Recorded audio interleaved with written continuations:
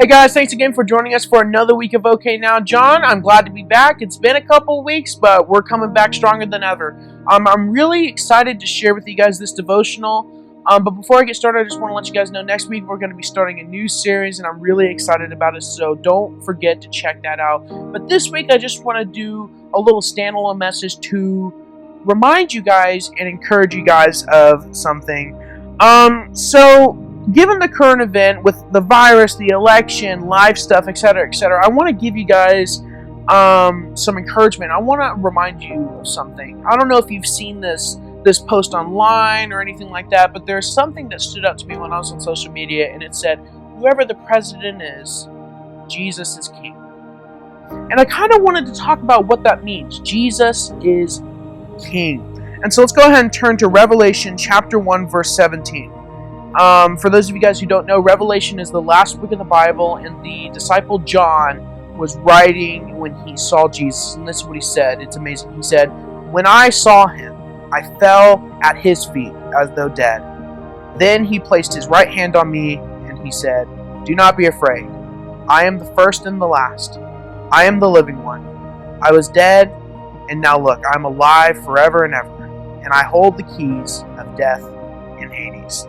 So this is a fantastic verse to describe the lordship and the kingship of Jesus Christ, because when we look at the world around us, especially us conservatives, with the outcome of the election, some of us may be disheartened. Some people may like the outcome of the election, but regardless of who won the election, or regardless of what's going on in life, Jesus is king, right? Whoever the president is, Jesus is king. Whatever virus plagues the world, Jesus is king. Whatever's going on in our lives, Jesus is king. And I just want you guys to remember that John was writing this book, the book of Revelation, while he was exiled on the island of Patmos. And he had been exiled because he had been speaking the gospel. The church was going through this time of intense persecution throughout the world. People were hating on Christians, and they were even killing Christians. And so this evil Roman emperor was going through, and he was persecuting and torturing Christians. And John writes this letter about what he saw, who he saw. He saw Jesus. Jesus reminded John, and he said, "I am the first, I am the last," right? And so I want you guys to just be encouraged by that. I mean, he was seeing this amazing view of Jesus. I mean, imagine, John was on the island of Patmos. He was alone. It was dark. It was scary, probably. And, he's just alone. He's done all this ministry. All of his friends have probably died. The rest of the 12 disciples have already died. His friend Paul, the Apostle Paul, had already been executed. And he's likely the last one standing. So he's likely discouraged. And I want you to remember, this guy's in a state of discouragement. He's alone, and he's likely afraid. And he sees Jesus in all of his glory. And it's really interesting how it says, "When I saw him, I fell at his feet as though dead."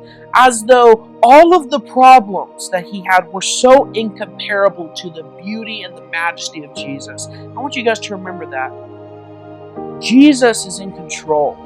Jesus has power. And Jesus is faithful, right? And so he says he's the first. John chapter 1, verses 1 through 5 talks about how Jesus is the first. He says that he's the last. Revelation chapter 22, verse 13 says, "The Alpha and the Omega." He knows the end from the beginning. He has control. If we endure to the end, we will see the fulfillment of God's promises. Revelation chapter 3, verse 21. If we put our faith in Christ, and not in ourselves, and not in our power, and not the things of the world, we are promised to be preserved.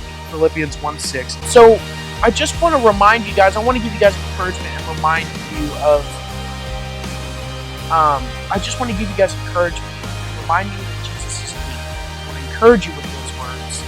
And I want to remind you that no matter who our leader is, no matter what pandemic we go through, no matter what problems we face, Jesus is king. And I'll see you guys next week.